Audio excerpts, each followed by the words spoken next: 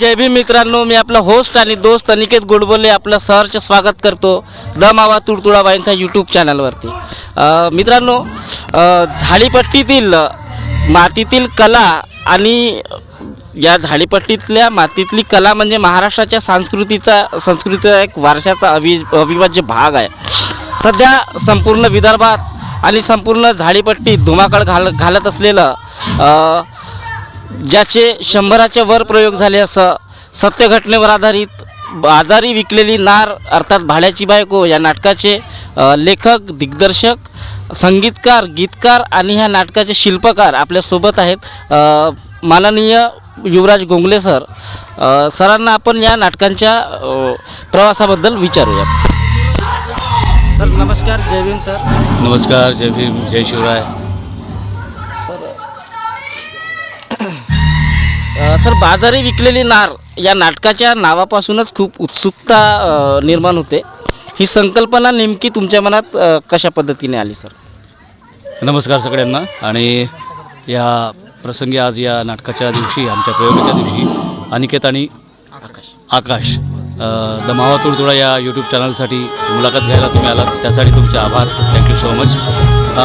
ही जी संकल्पना होती बाजारी विकलेली नार अर्थात भाड्याची बायको, ॲक्च्युली मलेकाना घरकुल भेटला हे नाटक मी लिहिला घेणार होतो। त्याची काही मला वाटतं 1.5-2 पानाची एक हलकीशी स्क्रिप्ट मी बनवली पण होती। तर ती स्क्रिप्ट तयार केल्यानंतर अचानक एक दिवस घरी बसलेलो होतो आणि मोबाईलवर एक बातमी आली की यहाँ मिलती है किराए से बीविया। तर यहाँ मिलती है किराए से बीविया म्हटल्यानंतर मला एक नवल वाटलं, अचंबा वाटला की बाबा हे काय आहे की आजही भारतामध्ये अशा बायका विकल्या जातात, भाड्याने बायका विकल्या जातात। मग मी ती बातमी वाचली। ती बातमी वाचल्यानंतर त्या बातमीचं सगळं सार जे आहे ते गुगलवरून, यूट्यूबवरून सगळीकडे सर्च केलं।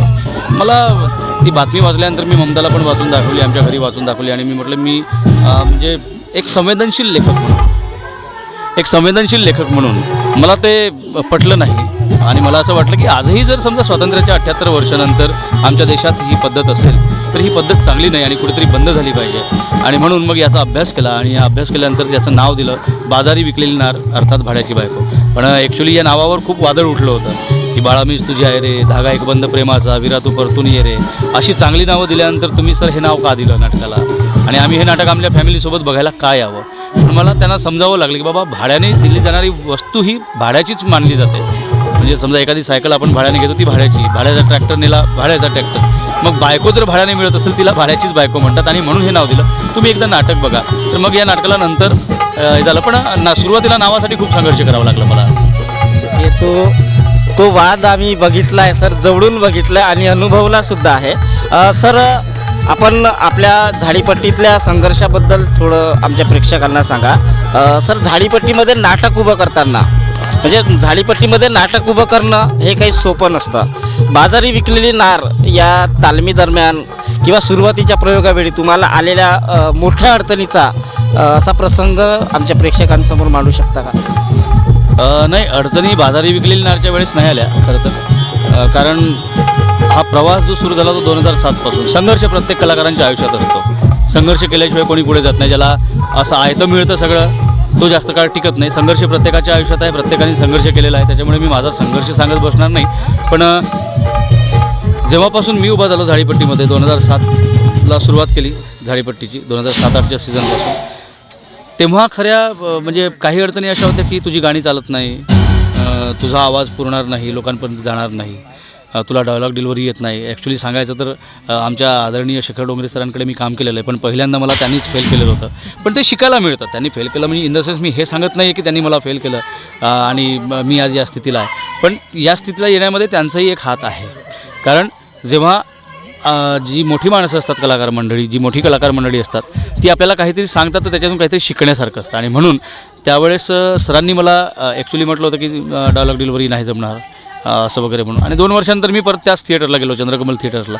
म्हणजे मी स्वतःला तयार केलं तसं. सरांनी जर तसं म्हटलं नसतं तर मी आपल्या आवरीभावात असतो. त्याच्यामुळे हा संघर्ष प्रत्येकाच्या आयुष्यात आहे. शेखर डोंगरे सरांचे मी आभार मानेन या प्रसंगी, की आत्माराम सरांचे सुद्धा आभार मानेन, आणि आमचे दिवंगत कमलाकर बोरकर सर ह्यांचेसुद्धा मी आभार मानेन. तर संघर्ष असा की बाजारी विकलेली नारच्या वेळेपर्यंत हळूहळू 2016पासून जेव्हा आम्ही एकत्र उभे झालो, मी आणि ममता आणि आमची एक वेगळी टीम उभी झाली, त्यावेळेस मित्रमंडळी जुळत गेली होती. आणि माझा हा सगळा जो गाडा चालला तो माझ्या मित्रांच्या भरोशावर चालला, की एक नाटक बघायला आल्यानंतर त्या नाटकाच्या कथानकामुळे म्हणा, सादरीकरणामुळे म्हणा, किंवा माणसाच्या स्वभावामुळे म्हणा, एक मित्र जुळत गेला आणि नंतर हे झालं. पण बाजारी विकलेली नाटच्या वेळेस मला फक्त अडचण आली ती याच्यासाठी की हा विषय आता ॲक्च्युली आमचे आदरणीय सदानंद बोरकर सर हे सुद्धा होते त्यावेळेस, जेव्हा मी या नाटकाचं लेखन केलं आणि आम्ही सगळे कलाकार होतो, वाचन केलं त्यावेळेस. सरांनी मला म्हटलं होतं की इतका मोठा विषय लिहिलास, पण झाडीपट्टीत हा विषय कसा पचेल, किती काय करशील तू, मला नाही माहीत, पण विषय खूप सुंदर आणि खूप मोठा विषय आहे असं ते बोलले. मी म्हटलं सर व्यवसाय किती करेल हे मला नाही माहीत, पण मी एक चांगलं नाटक लिहिलं, समाजाला एक चांगला संदेश देतो, त्याच्यासाठी एक लेखक म्हणून मला समाधान आहे. आणि त्यानंतर मग जेव्हा नुसतं गाणं, या नाटकाच्या बाबतीत सांगतो तुम्हाला, नुसतं गाणं रिलीज केलं, नाटकाचं एकही वाक्य लिहिलेलं नव्हतं. माझे सगळे कलाकार साक्षीदार आहेत त्यावेळेसचे, मागल्या वर्षीचे. तर नुसतं गाणं रिलीज केलं आणि 7 प्रयोग बुक होते नुसत्या टायटल सॉन्गवर, आणि आमच्याकडे नाटक नाही. हा संघर्ष होता आमचा. आमच्याकडे नाटकच नाही, आमच्याकडे नाटकाची स्क्रिप्ट तर सोडा, एक वाक्य लिहिलेलं नव्हतं. मग त्यावेळेस माझी पत्नी ममता, म्हणजे आमच्या निर्मात्या आहेत त्या, आदरणीय आमच्या निर्मात्या आहेत त्यासुद्धा घाबरून गेले होते. आमचे सगळे कलाकार, आमचा प्रणय, आमचा मंगेश, हे सगळे चिंतेत पडले होते की सर आम्ही कसं करणार, काय करणार. आणि मग ॲक्च्युली सांगायचं तर 11 दिवसात खरं तर हा नाटकाचा प्रवास पूर्ण केला मी. या नाटकाला लेखन, कारण डोक्यात सगळं रेडी होतं मटेरियल, त्याच्यामुळे हा तयार केलं. आणि नंतर मग प्रयोग जसजसे जायला लागले तसं सुधारणा होत गेली आणि प्रयोग आवडायला लागले लोकांना. धन्यवाद सर. सर आपण एक गीतकार आहात, एक संगीतकार आहात, आणि आताच तुम्ही सांगितल्याप्रमाणे नुसत्या टायटल सॉन्गवर जेव्हा 7-8 प्रयोग तुमचे बुक होतात, तर सर आणि नक्कीच ह्या नाटकाचा टायटल सॉन्ग इतका सुंदर आहे आणि इतका म्हणजे त्या टायटल सॉन्गमधूनच बोध घेता येते की कशा पद्धतीने महिलांवर अत्याचार अन्याय होतात. सर या आपण जे संगीतबद्ध केलं हे नाटक, या नाटकाचं टायटल सॉन्ग किंवा हे जे गाणं तुम्ही लिहिलं, तर त्यावेळेस तुमच्या मनातल्या भावना काय होत्या सर? माझ्या मनातल्या भावना असं काही नाही. मी कुठलंही नाटक लिहिताना आधी टायटल सॉन्ग करतो. माझी ही पद्धत आहे नाटक लिहायची. प्रत्येकाची एक वेगवेगळी डिफरंट प्रोसिजर असते नाटक लिहायची. तर माझी एक पद्धत आहे की मी जोपर्यंत आधी एक टायटल देतो, त्या टायटलला टायटल सॉन्ग करतो, त्यानंतर पात्रांची नावं करतो आणि नंतरच मी नाटक लिहायला सुरुवात करतो. तर हे नाटक करताना ॲक्च्युली मी आधीपासून एक म्हणजे मी कलाकार म्हणून स्वतःला अजूनही मानत नाही, पण एक गायक म्हणूनसुद्धा मानत नाही, पण गीतकार संगीतकार म्हणून मी आपला स्वतःला आधीपासून मी मानतो की मी एक गीतकार आहे, हाडामासाचा संगीतकार आहे. तर गाणं करताना असं काही नाही की शब्द ते आपोआप येतात. ती थीम जर डोक्यात घेऊन फिरलो आपण, याला वेळ लागतो, कधी कधी पटकन येतात, तर कधी 8 दिवस लागू शकतात, पण ते शब्द येतात, आपोआप येतात ते सिच्युएशनवर. सर या नाटकाचा जो सोशल इम्पॅक्ट आहे त्याच्याबद्दल आपण थोडक्यात बोलूयात. सर हे नाटक पाहिल्याच्या नंतर जेव्हा एखादा प्रेक्षक नाटक पाहून तुमच्याकडे शेवटी येतो आणि तो सांगतो की तो म्हणतो तुम्हाला की सर हे नाटक पाहून खरंच माझ्यामध्ये बदल झाला किंवा माझ्यामध्ये ह्या सुधारणा मी करू इच्छितो, त्यावेळेस तुम्हाला काय वाटतं? तुम्ही याच्याकडे कशा पद्धतीने बघता सर? काही बदल हे नाटकांमधून व्हायलाच पाहिजे, सकारात्मक आहेत ते बदल. आणि बरेचसे लोक असं म्हणतात की सर ही प्रथा चांगली नाही, आणि खूप तुमचे आभार आहेत की झाडीपट्टीला तुम्ही हा विषय दिला, किंवा झाडीपट्टीसाठी तुम्ही हा विषय लिहून एक समाज प्रबोधनाचं अस्त्र उचललं तुम्ही. तर एक वेगळा विषय घेतल्यामुळे त्यांना आनंद होतो, आणि 5-5, 7-7 वेळा नाही तर 10-10, 15-15 वेळा, 18-18 वेळा बघणारे लोक भेटतात की सर हे आम्ही नाटक बघतोय वारंवार, पण आमचं मन भरत नाही. तर त्यावेळेस एक समाधान होतं. लोक चांगलं म्हणतात की समाज प्रबोधन आणि याच्यातून सुधारणा व्हायला पाहिजे हे जेव्हा समाजमनाचं एक मत येतं माझ्यापर्यंत, तर त्यावेळेस मला समाधान होतं की बाबा मी जे लिहिलं त्याचं सार्थक होतं. सर, नाटकांच्या विषयाच्या आधारावर आपण काही प्रश्न घेऊयात. सर, या नाटकातील कोणत्या प्रसंगाने तुम्हाला सर्वात जास्त विचार करायला लावला होता? ह्या नाटकातील जेव्हा 2 प्रसंग आहेत. एक जी काजळी स्वतःचं मत मांडते दुसऱ्या अंकाच्या की तिथे आम्ही सगळी खाप पंचायत हे ते सगळं सांगतो. आम्हाला समजावून सांगायचंही होतं की कसं समजून सांगणार आम्ही लोकांना की या पद्धती आज महाराष्ट्रामध्ये सुद्धा सुरू आहेत. म्हणजे खाप पंचायत सुरू आहे है ना. गावची पंचायत ती सगळे निर्णय घेते, त्या पोरींना असा त्रास देतात किंवा एखाद्या छोट्या मुलीवर बलात्कार झाला असेल तर तिच्या लघवीच्या ठिकाणी कोंबडीचं अंड टाकून बघतात. हे सगळे प्रसंग आम्ही कसे समजून सांगणार, यासाठी हा एक कठीण प्रसंग होता की कसं घ्यायचं ते. आणि दुसरं म्हणजे नाटकाचं एंड काय. नाटकाच्या एंडवर माझी आणि ममताची चर्चा झाली होती, पण मी शेवटी फायनली हाच ठेवला की त्या बाजारात विकल्या जाणाऱ्या पोरींना जेव्हा त्या आई बनतात किंवा त्या गर्भवती असतात तेव्हा त्यांना सोडून दिलं जातं. मग माझ्या मनात यक्ष प्रश्न होता की त्यांच्या येणाऱ्या पिढ्यांना माय तर सोडू शकत नाही, आई तर सोडत नाही आपल्या लेकरांना. जो बाप होता त्याच्यापैकी कोण बाप होता तेही माहीत नाही, पण आई सोडू शकत नाही. मग अशा वेळेस त्या पोरांचं काय, त्यांचं भविष्य काय. आणि म्हणून मी तिथे येऊन थांबलो. हा प्रसंग जो थांबवायचा होता जिथे नाटक, ह्या विचार करायसाठी वेळ लागला. हे 2 प्रसंग होते आणि खूपच थरारक प्रसंग म्हणू शकतो सर. कारण एखाद्या बापाचं नाव माहीत नसलेल्या लेकराला स्वतःचं लेकरू स्वतःचं नाव देणे हा जगाच्या पाठीवरचा सर्वात मोठा संदेश आहे सर. आणि नेमका हाच संदेश आपण या नाटकातनं दिलात की ज्याला जगानं धुतकारला आहे त्याला तुम्ही देव माणूस बनून आपलंसं करा. म्हणजे बुद्धाने सांगितल्याप्रमाणे प्रेमाने जग जिंकता येतं सर. सर, या नाटकातील जी काही पात्र आहेत त्यांच्या विश्लेषणाच्या आधारावर आपण काही प्रश्न घेऊयात. सर, तुम्हाला स्वतःला, जसं तुम्ही सारसकांत नावाची भूमिका साकारता, तर असं कोणता पात्र आहे की त्या पात्राशी तुम्हाला स्वतःला जोडून घ्यावं असं वाटतं? या नाटकातील सगळीच पात्र माझ्याशी जुळलेलीच आहेत. एकही पात्र असं नाही की त्या पात्राबरोबर माझं काम नाही आहे. थोडंसं का असे ना, बऱ्याचशा नाटकामध्ये असं होतं की लावणी करणारी जे पात्र असते लावणी करणारं त्याच्याशी फार तर संलग्नता नसते माझी. पण या नाटकामध्ये प्रत्येकच पात्राशी माझी संलग्नता आहे आणि प्रत्येकच पात्र उत्तम करतात आहेत आमचे कलाकार आणि त्याच्यामुळे प्रत्येकासोबत काम करावं असं वाटते. सर, या नाटकाचा जेव्हा पहिला प्रयोग झाला असेल, गेल्या वर्षी हे नाटक लॉन्च झालं आणि ज्यावेळेस हा पहिला प्रयोग झाला तर त्या पहिल्या प्रयोगाच्या नंतरची तुमची प्रतिक्रिया काय होती किंवा नेमकं तुम्ही हे जे सादरीकरण केलं आणि नाटकाचा जेव्हा शेवट झाला त्यावेळेस तुमच्या मनातल्या भावना काय होत्या सर? ॲक्च्युली हा खरं तर कठीण, हा खूपच भावनिक प्रश्न आहे सर. आणि हे नाटक अगदी तुमच्या मनाशी जुळून असल्या कारणानं हा प्रश्न मी तुम्हाला मुद्दामून केला सर. हे ॲक्च्युली भावनिकता आहे, पण हा कठीण प्रश्न विचारलास तू मला. कारण सुरुवातच अशी झाली होती की आमची खूप धांदल एक झाली होती. म्हणजे माझा तो विश्वास असेल म्हणा किंवा काय होतं ते मला नाही माहीत, पण नुसत्या टायटल सॉन्गवर 7 प्रयोग बुक झालेले होते, मी तर सांगितलं आहे. आणि दुसरी गोष्ट, जेव्हा पहिला प्रयोग करायला आम्ही गेलो तर पहिला प्रयोग करताना खूप मोठी भीती होती मनात. अशी भीती होती की विषय खूप वेगळा आहे आणि विषय हा आमच्या महाराष्ट्रातला नाही आहे, परराज्यातला विषय आहे. हा विषय झाडीपट्टी स्वीकारेल का? म्हणून सगळ्यात पहिल्यांदा आम्ही तयारी केली होती ती भाषेची, की आम्हाला झाडीच्या भाषेतून हे सादर करायचं, झाडी बोलीतून सादर करायचं आहे. ही तो आमचा प्लस पॉईंट होता. आणि पहिल्या दिवशी सादरीकरण करताना जसाही पहिला प्रवेश झाला आणि पहिल्या प्रवेशाला आम्ही टाळ्या घेतल्या होत्या. पहिल्या प्रवेशाला आम्ही टाळ्या घेतल्या होत्या.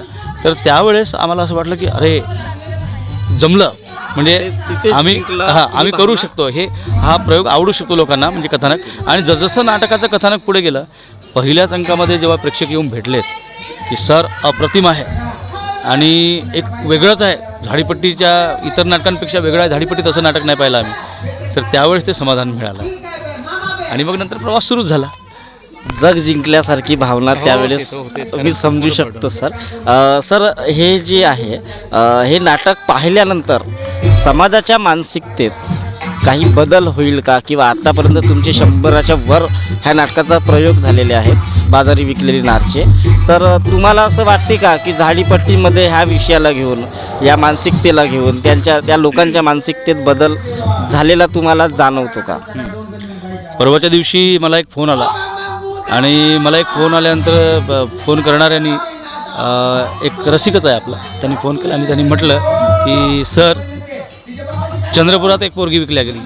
आत्ता परवाची गोष्ट, परवाची बातमी आहे. 1.5 लाखामध्ये तिचा सौदा करण्यात आला आणि मग त्यांना दुर्गापूर पोलिसांनी पकडलं. MP मध्ये आत्ता ही घटना. म्हणजे सर, तुम्ही जे काय लिहिता ते खरं आहे, सगळं असं होते आहे समाजामध्ये.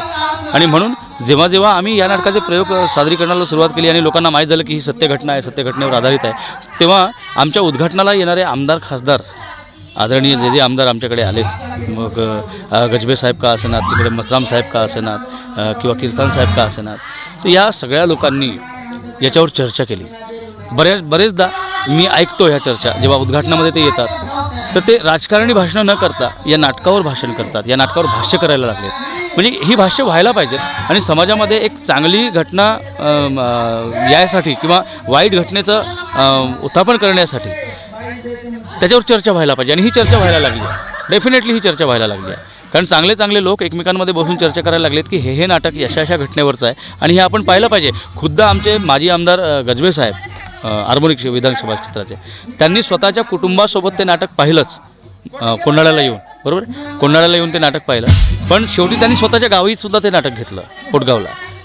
म्हणजे हां, माजी आमदार गजबे साहेब. म्हणजे हा जो इम्पॅक्ट आहे हा कुठेतरी सांगून जात आहे की राजकारणी लोकंसुद्धा याच्यावर विचार करायला लागले आहेत. आणि सर्वसाधारण माणूस खूप सर्वसाधारण असेल तर तो केवळ एक नाटकासारखा बघतो त्याला, पण वैचारिक प्रेक्षक जो असतो, प्रेक्षकांमध्ये एक वेगवेगळे भाग आहेत, बरोबर आहे ना, वेगवेगळे गट्स आहेत.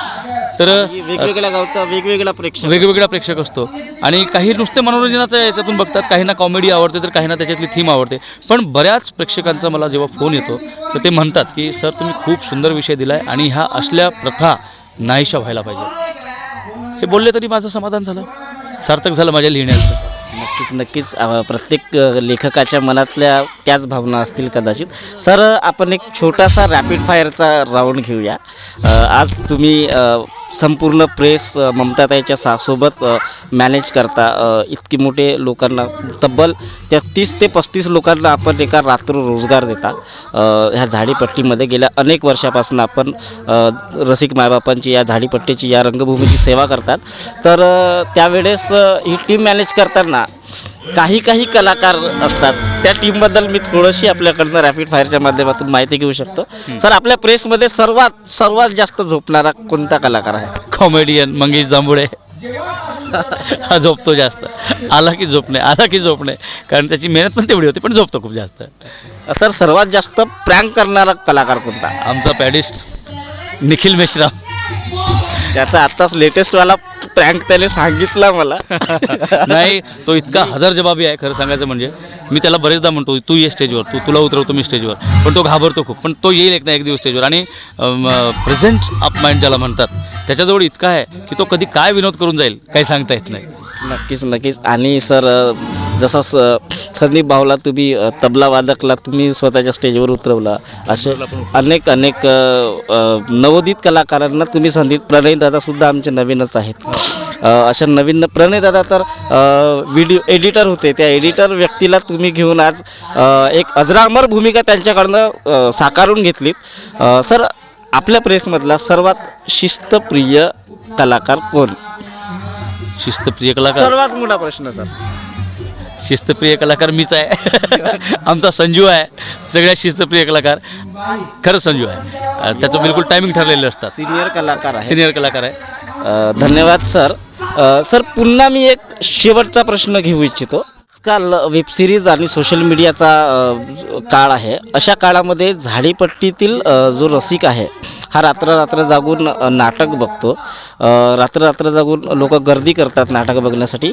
याचं गुपित काय आहे आणि ही जी झाडीपट्टी आहे, ह्या झाडीपट्टी रंगभूमीचं काय भविष्य राहणार आहे असं तुम्हाला काय वाटतं? झाडीपट्टीचा रसिक कधी तुटणार नाही नाटकापासून. याचं कारण एक आहे की ही एक नाळ जुळलेली आहे रसिकांची, कलाकारांची, नाटकाशी, झाडीच्या मातीशी. आणि कितीही वेबसिरीज येऊ देत, कितीही काही होऊ दे, कारण आपल्याकडे एकतर थिएटर्स नाहीत आधीपासूनच. आपल्याकडे सिनेमा कुठेतरी तालुक्याच्या ठिकाणी किंवा जिल्ह्याच्या ठिकाणी जाऊन पाहावं लागतं, त्याच्यामुळे प्रत्येक माणूस तिथपर्यंत जाऊ शकत नाही. दुसरी गोष्ट, झाडीच्या या तमाम लोकांनी, झाडीपट्टीमध्ये जन्मणाऱ्या प्रत्येक माणसाने ते लहानपणापासून ते सगळं उपभोगलेलं असतं. म्हणजे त्यांनी ते ॲक्सेप्ट केलेलं आहे संस्कृती म्हणून. आणि नाटक मंडई ही संस्कृती आहे, पट ही सुद्धा आमची एक संस्कृतीच आहे आणि तो संस्कृतीचा भाग असल्यामुळे हे कधीच तुटणार नाही. सबसे पहिले. दुसरी गोष्ट, हां, तुला काही विचारायचं असेल तर नक्कीच सर. झाडीपट्टी ही आमची संस्कृती आहे आणि ही आमच्यासाठी अभिमानाची बाब. झाडीपट्टीची सेवा करत आहात सर. या झाडीपट्टीचं भविष्य कशा पद्धतीनं असेल याकडे आपण कशा पद्धतीनं बघता? झाडीपट्टीचं भविष्य उज्ज्वल आहे आणि उज्ज्वल राहील, पण त्यासाठी आम्ही कलाकारांनी काही पथ्य पाळायला पाहिजेत. मी स्पष्ट बोलणारा माणूस आहे. लेखकांनी काही पथ्य पाळायला पाहिजेत, कारण आता झाडीचा रसिक बदलतो, एक मानसिकता बदलते. त्याच्यामुळे लेटेस्ट काय तुमच्याकडे आहे, नवीन काय आहे, अपडेट्स राहायला पाहिजेत. प्रत्येक क्षेत्रामध्ये जोपर्यंत आपण अपडेट राहणार नाही तोपर्यंत त्या क्षेत्रामध्ये आपण पनपू शकत नाही किंवा आपण वाढू शकत नाही. झाडीपट्टीचं सुद्धा तसंच आहे मित्रांनो. नवीन नवीन लेखकात तुम्ही तरुण लेखक पुढे येत आहेत. त्यांनी वेगवेगळे विषय लिहा, त्यांचं सादरीकरण चांगलं करा, रसिकांशी नाळ जोडून ठेवा, त्यांचा मानसन्मान झाला पाहिजे. जसा आमचा मानसन्मान होतो रसिकांकडून, तसा रसिकांचाही मानसन्मान आमच्यातर्फे झाला पाहिजे. परत एक मंडळांसाठी सुद्धा एक माझी विनंती राहील, माझी सूचनाही राहील की एक शिस्त असायला पाहिजे मंडळांची सुद्धा. जशी नाट्यकलावंतांची एक शिस्त असायला पाहिजे तशी मंडळांची सुद्धा एक शिस्त असायला पाहिजे. पण झाडीपट्टी टिकणार आहे तुमच्या सादरीकरणावर. कारण आम्ही बघत आहोत तरुण मंडळी आज आमच्याकडे जेव्हा येतात तर काही लोकांचे असं सांगणं असतं की सर आम्ही 3-4 वर्षापासून नाटक पाहणं बंद केलं, पण हे नाटक बघायला बसलो आणि पूर्णपणे नाटक पाहिलं. असे बरेच प्रेक्षक आम्हाला मिळतात, असे बरेच रसिक आम्हाला मिळतात. किंवा आम्ही पहिल्यांदा नाटक पाहतो पण पूर्ण नाटक पाहिलं. तर त्या लोकांना, समजा काही लोकांना असं वाटत असेल की सोशल मीडियामुळे जे तरुणाई जी दूर गेलेली आहे त्यांना जर आपल्यापर्यंत खेचायचं असेल तर आम्हाला आमच्या स्वतःमध्ये बदल केला पाहिजे, आमच्या कथानकात बदल केला पाहिजे, आमच्या सादरीकरणात बदल केला पाहिजे. म्हणजे त्यांची काय चॉईस आहे त्या चॉईसनी हळूहळू आम्ही आपल्याला बदलवलं पाहिजे. नक्कीच सर. आज आपण इतक्या वर्षापासून वेगवेगळ्या थिएटर्समध्ये, वेगवेगळ्या गावी, वेगवेगळ्या मंडळासोबत नाटकाची सादरीकरण करतात. आपल्या आठवणीतलं आणि सर्वात तुमच्या लक्षात असलेलं नाट्यमंडळ, ते गाव आणि तिथला रसिक याबद्दल थोडीशी माहिती आमच्या प्रेक्षकांना द्या. आता हा जो प्रश्न आहे तर यासाठी खरं तर मी वासऱ्याचंच नाव घेईन. म्हणजे सगळीच मंडळं आमची चांगली आहेत, कारण वासऱ्यामध्ये हा जो दुसऱ्यांदा प्रयोग झाला होता. बहुतेक आम्ही जिथे जिथे काम करतो त्या ठिकाणी सगळी मंडळं आम्हाला चांगलीच मिळतात. कारण एक स्वभाव आहे, नाटकाचं सादरीकरण चांगलं आहे, त्याच्यामुळे खूप मान सन्मान असतो. सगळे चांगले बोलतात, सगळे चांगलं काम करून घेतात, सहकार्य चांगलं करतात सगळे मंडळं. पण वासऱ्याचा एक लक्षात राहण्यासारखी एक घटना म्हणजे जी आम्ही मागल्या वर्षी बाजारी विकलेली नार आहे दुसऱ्यांदा आम्ही केलेलं होतं. एकाच सीझनमध्ये आम्ही दुसरा प्रयोग केला होता, तर ती एक घटना लक्षात राहण्यासारखी आहे. नक्कीच सर. वासेरा गावचा प्रेक्षक सुद्धा सूक्ष्म परीक्षण करतो. आणि सर आपल्याबद्दल एक नवीन गोष्ट अशी की आपण एकमेव आणि सर्वात पहिले असे लेखक आहात की ज्यांनी आपल्या नाटकाचं समीक्षण करा म्हणून लोकांना सांगितलं होतं, स्पर्धा ठेवली होती, बक्षीस ठेवलं होतं. ती समीक्षण अनेक लोकांनी केलं. त्या समीक्षेबद्दल जे तुम्हाला सर्वात जास्त आवडलेलं समीक्षण किंवा काही निवडक समीक्षण तुम्हाला आवडले असतील त्या समीक्षकांच्या बद्दल आणि त्या समीक्षणाबद्दल थोडंसं आमच्या प्रेक्षकांना माहिती द्या सर. झाडीपट्टीमध्ये समीक्षण अवॉर्ड मी घोषित केला होता आमच्या नाटकांवर. तो यासाठी होता की मी जे करतो ते मला चांगलं वाटतं. ॲक्च्युली आपण जे काय करतो ते आपल्याला चांगलंच वाटतं, पण मी जे करतो त्याच्यातल्या चुका काय आहेत हे कोण सांगेल? रसिक, पाहणारे रसिक सांगतील. पण तो खास असेल, जवळचा माणूस असेल तर सांगेल, अदरवाईज ते घाबरतात सांगायला. म्हणून मग मी झाडीपट्टीमध्ये समीक्षक कसे तयार करता येतील यासाठी तो समीक्षण अवॉर्ड जाहीर केलेला होता. दर 2 वर्षांनी आम्ही तो नवीन नाटक आलं की आम्ही तो अवॉर्ड देत असतो. तर एक धागा एक बंध प्रेमाचा या नाटकावर जे समीक्षण नंदकिशोर मसराम सर आहेत कुरंडी मालचे, त्यांनी जे लिहिलेलं होतं ते समीक्षण फार उत्तम होतं. त्यानंतर बाजारीसाठी खूप चांगले समीक्षण आले आहेत. यावर्षी आम्ही जेव्हा हा अवॉर्ड घोषित करू तर त्यावेळेस ॲक्च्युली या पुस्तकाचं प्रकाशन सोहळा आहे, त्या सोहळ्यामध्येच आम्ही हे सगळं करणार आहोत. त्याच्यामुळे हा अवॉर्ड यावर्षीचा थांबवलेला आहे. पण या अवॉर्डसाठी सुद्धा चांगले नावं म्हणजे आलेले आहेत. चांगले समीक्षण आहेत. आमचा मंगेश मेश्राम रत्नापूर त्याचंसुद्धा समीक्षण चांगलं आहे.